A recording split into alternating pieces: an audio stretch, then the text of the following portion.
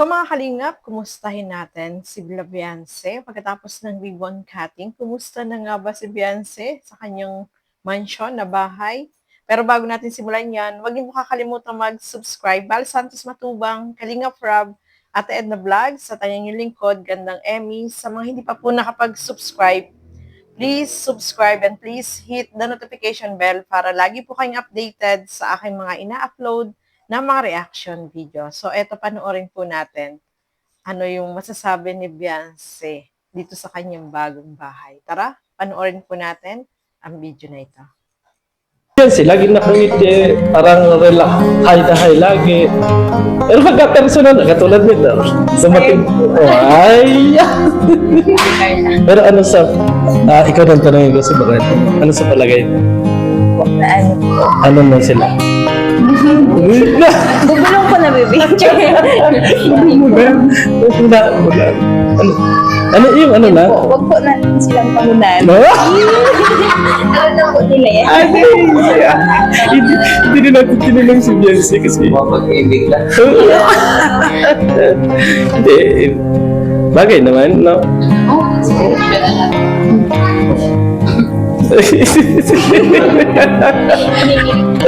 Kinikilig si Beyonce. Hindi. Kaya inatanong ko kay Carla kasi lagi man kayo magkasama. Isa lang yung maging school niyo. Ito, Beyonce, nagtanong ko na ito kay Carla. Kasi yung tanong ko kay Carla kanina ay itatanong ko din sa'yo. Halimbawa, Beyonce, na mas lumago ka pa ng lumago. Ibig sabihin, kilalang kilala ka na at ikaw na yung part na nasa ruro ka na ng tagumpay. May plano ka ba sa school na iyong pinagmulan or may plano ka na halimbawa ang iisipin mo makatulong ba ito? Makatulong. Oo, meron ka rin plano. Sa paaralan Yung na. ano lang po, talaga. Stable ako. Yung kaya ko na po talaga magtulong. Kasi ngayon, ako lang din naman po pag yung tinutulungan ko. Kasi mas nakakaya naman. Ay, tama. Oo. Tama yun na Beyonce. Kaya ko naman naitanong yan kasi naitanong ko rin kay Carla kasi isa lang yung school niya na pinanggalingan. Kaya sabi ko, itatanong ko din ito kay Beyonce. Oo, totally. Hindi pa tayo nakapag-uusap ni Carla na yun ang itatanong ko sa'yo. Pero itinanong ko na rin para alam natin na ang isang Beyonce ay may plano pa rin doon sa school na kanyang pinagmulan. Ngayon po kasi hindi pa man po ako. Ano naman? Totoo yun. Kasi ano, Oo. lalo na po ngayon, iniisip ko din kung saan po kayo mga ano, mga tinang at bahay. Ang laki po ba ang bayaran? Oo, wala. Pag nag-aan. Oo. Ganun. Oo, sa kuryente, sa mga ano, nandiyan naman si Dr. Lab. Pero sabi nga daw po ba ganing na mas maganda daw po yung tinutulungan natin. Ayun, ang ganting naman ni Beyonce. Ano din po sa pangmani. Ilang taon na po Beyonce? Parang ang tanda mo lang sabihin mo na sa akin kung ano ba talaga ang edad mo. Kasi ang 60 po. ano parang malalim yung iyong mga salita eh. Parang magkakit lang yata tayo Kasi yung salita niya, as in hindi pa 17 years old. Parang ano ba, matured ka na sa mga bagay-bagay. Ganyan ba talaga pag nagmamahal ng ano? Bihira. Hindi, ganito yan kasi pagka ang mahal mo daw ay medyo naedad sa'yo ng kaunti, as in, mas i-improve din yung iyong kaisipan sa mga bagay-bagay. Ano sa palagay mo? Feeling ko po. Kailangan din. Kailangan din po. Ito, martis ko na talaga. Totoo bang lagi kayong kakatampuhan ni Papa? Minsan pero ano, nagiging okay naman. Nag-iisap po kami. Nag-uusap kayo ng personal na ano.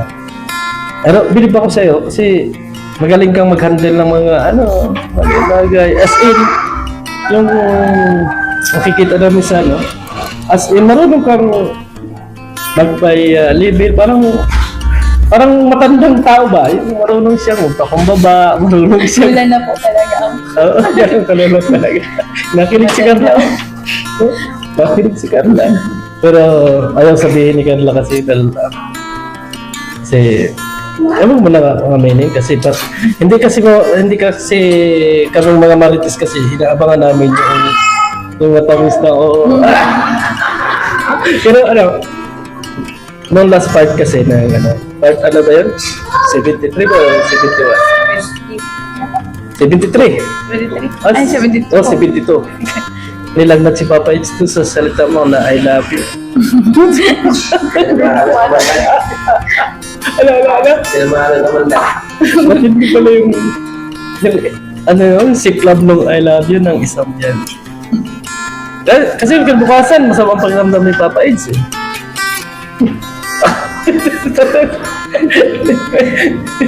Yan ang I love you yan. Nakakasakit. So, eto nga, no, mga kasukay, mga kalingap. Siyempre, galing sila Beyonce doon sa kanilang bahay na maliit, nanibago. Hindi pa daw yung hindi pa siya sanay dito sa kanilang bahay. At sobrang laki nga naman, no, yung kwarto niya, ang laki. Tapos, mag-isa na lang siya sa bahay. Dati pala, mga kalingap, isanay siya na matulog na kasama yung kanyang mga kapatid.